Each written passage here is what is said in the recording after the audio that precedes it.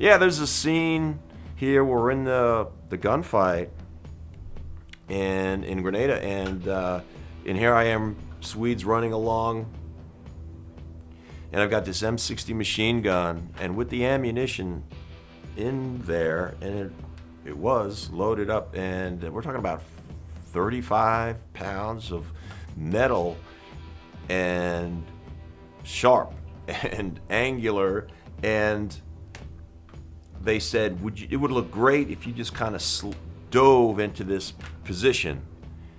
And that's all well and good, but I mean, I'm just, it's super hot, humid, and they're like, okay, start about 30 feet back there, and then they put a little mark that it said, just launch yourself and dive so that you land with this huge machine gun in front of you, and that your face lands right on that mark, because we have the camera ready and you're going to be in focus right there. So we did two or three rehearsals, and then a couple of takes, and it was, if it looks like it was, I took a dive, and it was not fun. It was a painful place to get to for a scene that's about 2 seconds, but it looks pretty cool. And we were all working extremely hard to be as authentic as we could. And these are actors that are committed to this. And we know the harder we work, the better our personal performance is going to be, the better the movie's going to be. And it's respect to the audience, respect to yourself as a professional. And, you know, everybody was working so passionately for Clint Eastwood. I can guarantee you that. It's a big part. I've worked on more than 70 films, and I'm not even counting another 40 television shows and commercials. And I can tell you that morale is not just something you take for granted. I've worked on films and the morale was terrible. People didn't like who they were working for, and sometimes who they were working with. And it's a real people business, and that can be really deadly. I mean, I promise you, it's a deadly situation when it comes to the creativity of the actors involved. Working with Clint Eastwood is a joy, and I think one of the reasons I'm quite sure that his films are so uniformly superb is the level across the board. So for every actor, you know, in front of the camera, remember that there's 40, 50 people behind the camera supporting that, and those people really care. Clint Eastwood has used many of the same people for 30, 40 years or longer. When I worked on Heartbreak 30 years ago, his head wardrobe person, Glenn Wright, I believe was his name, right? Glenn Wright.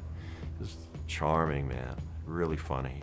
And I asked him if he had ever worked with, silly question thinking on it now, if he had ever worked with, or how long had he worked with Clint Eastwood. And he goes, oh, he and I go back to Rawhide. And so he had already spent 25 years working with Clint. And I also, of course, met Clint's stand-in, did some stunts, but was mainly his stand-in on everything. And he was exactly the same height, weight, sort of eye color, very similar look. And I said, how long have you known Clint? And he said, we go all the way back to Rawhide, and right away we just connected. And he said, as long as I'm working, if you want, and you can work for me.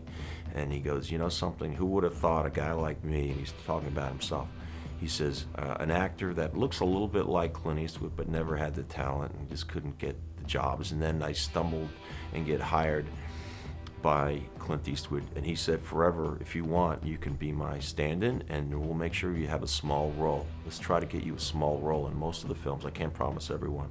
And that's what he did when we met all these years ago. And let me tell you what's happened since then, in all these 20-something years since then. I got married. I had 2 daughters.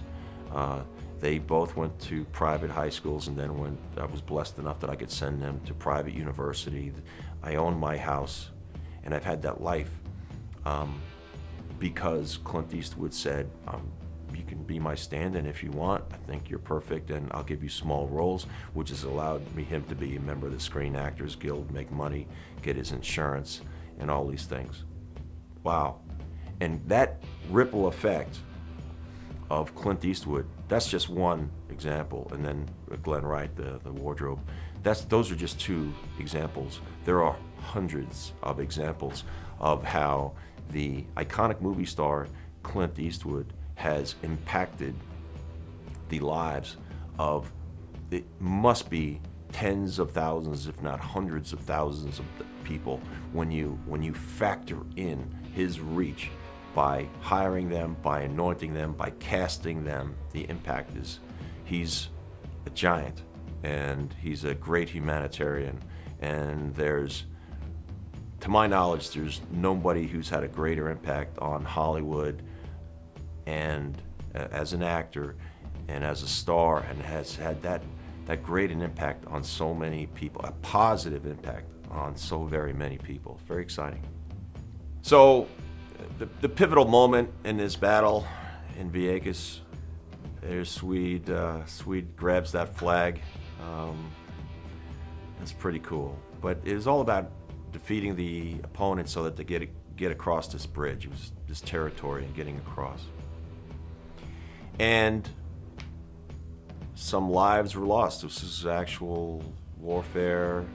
It's kind of a heavy moment there. Technically speaking, I can tell you that it was a very long day, much longer than anybody had expected. A camera broke, these gigantic Panavision cameras.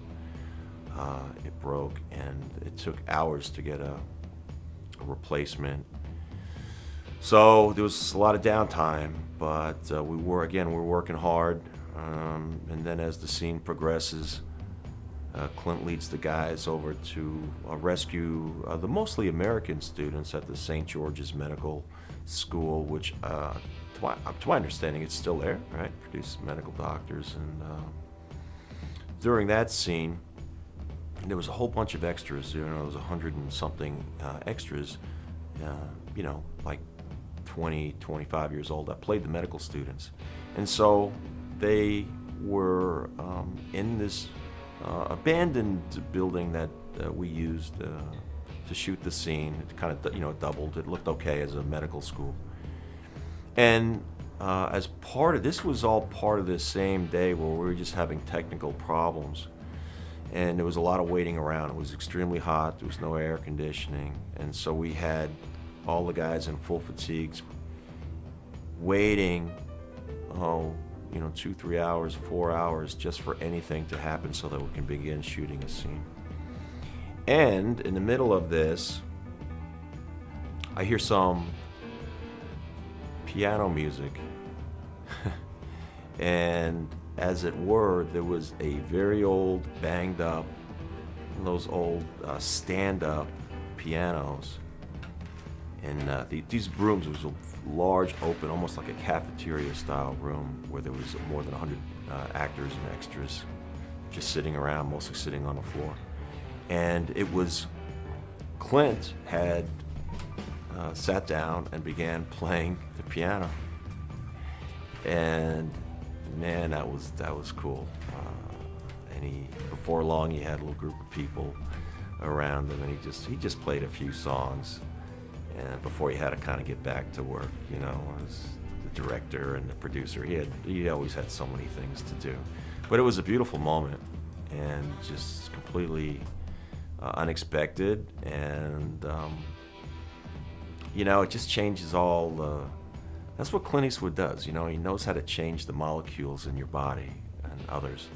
He does it with his acting. He does it with his presence, his charisma. He does it with his music. He's amazing. It's impressive, and he's generous with all of this.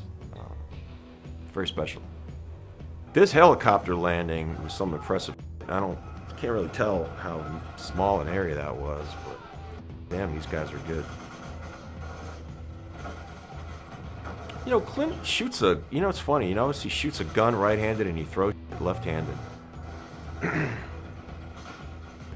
That was, and that's so funny. You see that debris come in. You know, that's some standing over there, just off camera, just throwing on you.